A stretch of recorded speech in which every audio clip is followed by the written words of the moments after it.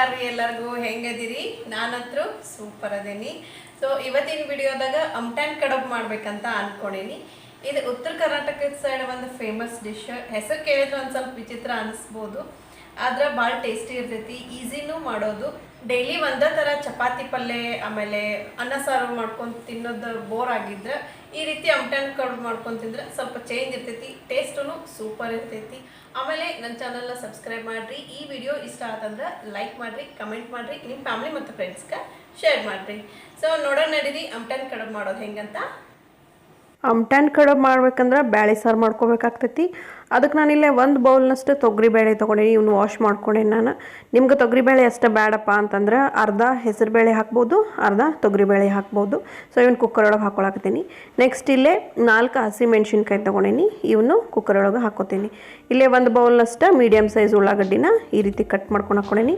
Next ಇಲ್ಲೇ 2 ಬೌಲ್ನಷ್ಟು ಟೊಮೆಟೊನ ಈ ರೀತಿ ಸಣ್ಣಗೆ ಕಟ್ ಮಾಡಿ ಹಾಕ್ಕೊಳಕತ್ತೀನಿ ಆಮೇಲೆ ಇಲ್ಲೇ 1 ಸ್ಪೂನ್ನಷ್ಟು ಆಯಿಲ್ ಹಾಕ್ಕೊಂಡೇನಿ ನಾನು ನೆಕ್ಸ್ಟ್ ಇದಕ್ಕೆ ಒಂದು ಚಿಟಿಕೆ ಅಷ್ಟು ಅರಿಶಿಣದ ಪೌಡ್ರ್ ಹಾಕ್ಕೊಂಡೇನಿ 1 ಬೌಲ್ನಷ್ಟು ಬ್ಯಾಳೆ ತೊಗೊಂಡೇನಿ ಅಂದ್ರೆ ಒಂದು 3 ಬೌಲ್ನಷ್ಟು ನಾನು ನೀರು ಹಾಕ್ಕೊಳಕತ್ತೀನಿ ಸೊ ಇವೆಲ್ಲ ಹಾಕಿಂದ ಮುಚ್ಚಳ ಮುಚ್ಚಿ ಒಂದು 5 ರಿಂದ 6 ವಿಸಿಲ್ ಆಗಬೇಕಿದು ಕುಕ್ಕರ್ ಒಂದು 5 ವಿಸಿಲ್ ಆಗೋವರೆಗೂ ನಾವು ನೆಕ್ಸ್ಟ್ ಇಲ್ಲೇ ಕಡಬ್ ಮಾಡ್ಕೊಳಕಂತ ಹಿಟ್ಟನ್ನ ಅದ್ಕೊಳ್ಳೋಣ ದೊಡ್ಡದೊಂದು ಮಿಕ್ಸಿಂಗ್ ಬೌಲ್ ಒಳಗೆ ನಾನಿಲ್ಲೇ 1 ಬೌಲ್ನಷ್ಟು ಚಪಾತಿ ಹಿಟ್ಟು ತೊಗೊಂಡೇನಿ ಅಂದರೆ ಗೋಧಿ ಹಿಟ್ಟು ತೊಗೊಂಡೇನಿ ಇದನ್ನು ಮಿಕ್ಸಿಂಗ್ ಬೌಲ್ ಒಳಗೆ ಹಾಕ್ಕೊಳಕತ್ತೀನಿ ನೆಕ್ಸ್ಟ್ ಇಲ್ಲೇ 1 ಬೌಲ್ನಷ್ಟು ಮೈದಾ ಹಿಟ್ಟು ತೊಗೊಂಡೀನಿ ಬೇಕಿದ್ರೆ ಚಪಾತಿ ಹಿಟ್ಟಷ್ಟು ಹಾಕ್ಕೋಬೋದು ಇಲ್ಲಾಂದ್ರೆ ಬರೀ ಮೈದಾ ಹಿಟ್ಟಷ್ಟನ್ನು ಹಾಕ್ಕೋಬೋದು ಸೊ ನೆಕ್ಸ್ಟ್ ಇದಕ್ಕೆ ನಾನು ಒಂದು ಅರ್ಧ ಸ್ಪೂನ್ನಷ್ಟು ಉಪ್ಪು ಹಾಕ್ಕೊಳಕತ್ತೀನಿ ಆಮೇಲೆ ಒಂದು ಸ್ವಲ್ಪ ಆಯಿಲ್ ಹಾಕ್ಕೊಂಡೇನಿ ಸೊ ಇವೆಲ್ಲನೂ ಕೈಯಿಂದ ಹಿಂಗೆ ಡ್ರೈ ಮಿಕ್ಸ್ ಮಾಡ್ಕೋಬೇಕು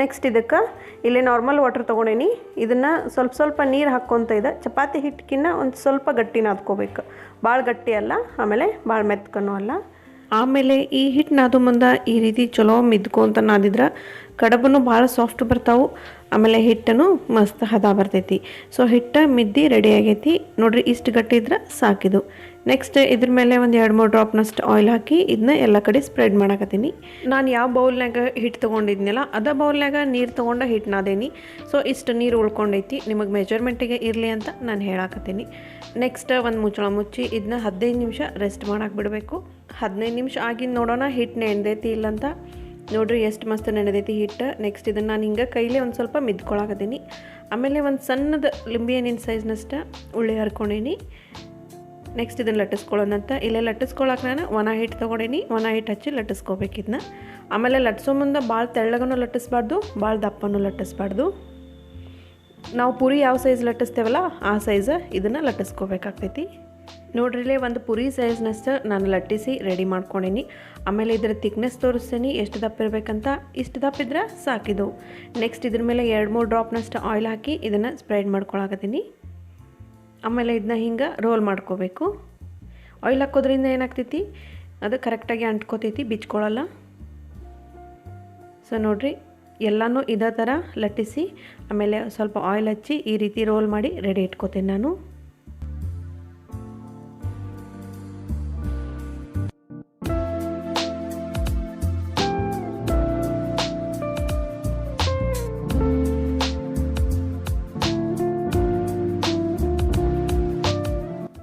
ಇದೇ ರೀತಿ ಎಲ್ಲ ಕಡಬನ್ನು ಲಟ್ಟಿಸಿ ಆಯಿಲ್ ಹಚ್ಚಿ ರೆಡಿ ಮಾಡಿ ಇಟ್ಕೊಂಡೇನಿ ನೆಕ್ಸ್ಟ್ ಇವನ್ನ ಕುದಿಸ್ಕೊಳ್ಳೋಣಂತ ಇಲ್ಲಿ ನೀರು ಕಾಯಕ್ಕಿಟ್ಟೇನಿ ಇದ್ರೊಳಗೆ 2-3 ಡ್ರಾಪ್ನಷ್ಟು ಆಯಿಲ್ ಹಾಕ್ಕೊಂಡೇನಿ ನೆಕ್ಸ್ಟ್ ಕುದಿಯೋ ನೀರೊಳಗೆ ಈ ಕಡಬನ್ನು ಹಾಕಿ ಕುದಿಸ್ಕೋಬೇಕು 3-4 ನಿಮಿಷ ಕುದಿಸ್ಕೊಂಡ್ರೆ ಸಾಕಿವು ಓವರ್ ಕುಕ್ ಆಗಬಾರ್ದು ಸೊ 3-4 ನಿಮಿಷ ಆಗೈತಿ ಅಂತ ಅನ್ಸಾಕತೈತಿ ಇವನ್ನ ನೀರೊಳಗಿಂದ ತೆಗಿಯಾಕತ್ತೀನಿ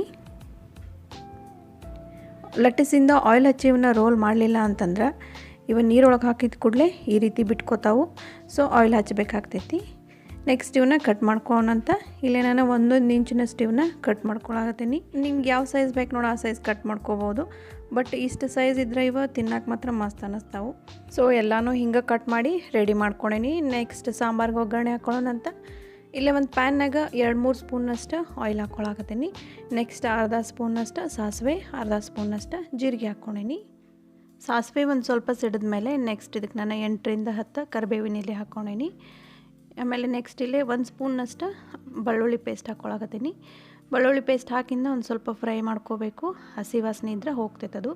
ಸೊ ನೆಕ್ಸ್ಟ್ ಇದಕ್ಕೆ ಅರ್ಧ ಸ್ಪೂನ್ನಷ್ಟು ಅರಿಶಿಣದ ಪೌಡ್ರು, ಆಮೇಲೆ ಇಲ್ಲೇ ನಾನು 2 ಸ್ಪೂನ್ನಷ್ಟು ಖಾರ ಹಾಕ್ಕೊಳಕತ್ತೀನಿ. ಖಾರ ಸ್ವಲ್ಪ ಜಾಸ್ತಿನೇ ಹಾಕೋರಿ. ಖಾರ ಹಾಕಿಂದ ಒಂದು ಸ್ವಲ್ಪ ಮಿಕ್ಸ್ ಮಾಡಿ ಆಗಿಂದ ನೆಕ್ಸ್ಟ್ ಇದಕ್ಕೆ ನಾನು 1 ಸ್ಪೂನ್ನಷ್ಟು ಮಸಾಲ ಪೌಡ್ರ್ ಅಂದರೆ ಸಾಂಬಾರು ಮಸಾಲ ಪೌಡ್ರ್ ಹಾಕ್ಕೊಳಕತ್ತೀನಿ. ಸೊ ಇವೆಲ್ಲ ಹಾಕಿಂದ ಚಲೋ ಮಿಕ್ಸ್ ಮಾಡ್ಕೋಬೇಕು.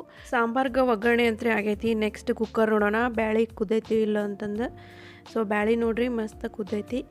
ನೆಕ್ಸ್ಟ್ ಈ ಬ್ಯಾಳಿನ ನಾನು ಆಗೇಲೇನು ಒಗ್ಗರಣೆ ಮಾಡ್ಕೊಂಡು ಇಟ್ಕೊಂಡಿದ್ದಿಲ್ಲ ಅದ್ರೊಳಗೆ ಹಾಕ್ಕೊಳಕತ್ತೀನಿ.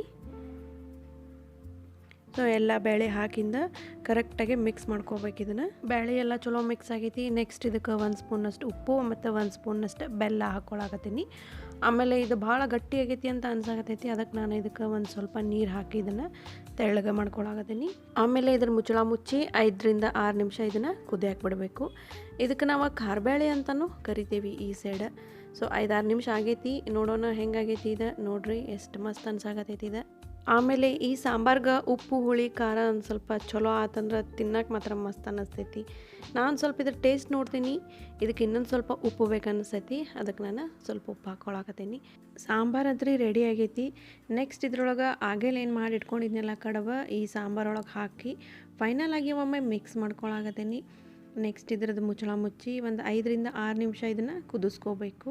ಸಾಂಬಾರು ಜೊತೆ ಈ ಕಡಬ್ ಹಾಕಿ ಕುದಿಸಿದ್ರೆ ಉಪ್ಪು ಹುಳಿ ಖಾರ ಎಲ್ಲ ಈ ಕಡಬ್ ಹೀರ್ಕೋತೈತಿ, ತಿನ್ನಕ್ಕೆ ಮಾತ್ರ ಮಸ್ತ್ ಅನ್ನಿಸ್ತೈತಿ.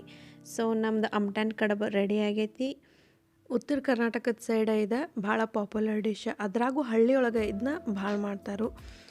ಜ್ವರ ಅದು ಬಂದು ನಾಲ್ಗೆ ರುಚಿ ಹೋಗಿತ್ತಂದ್ರೆ ಈ ರೀತಿ ಅಮ್ಟಾನ್ ಕಡುಬು ಮಾಡ್ಕೊಂಡು ತಿಂದ್ರೆ ಮಸ್ತ್ ಅನ್ನಿಸ್ತೈತಿ. ಬಿಸಿ ಇದ್ದಾಗನ ಇದ್ರ ಮೇಲೆ 1 ಸ್ಪೂನಷ್ಟು ತುಪ್ಪ ಹಾಕ್ಕೊಂಡು ತಿಂದ್ರೆ ಟೇಸ್ಟ್ ಮಾತ್ರ ಸೂಪರ್ ಅನ್ನಿಸ್ತೈತಿ.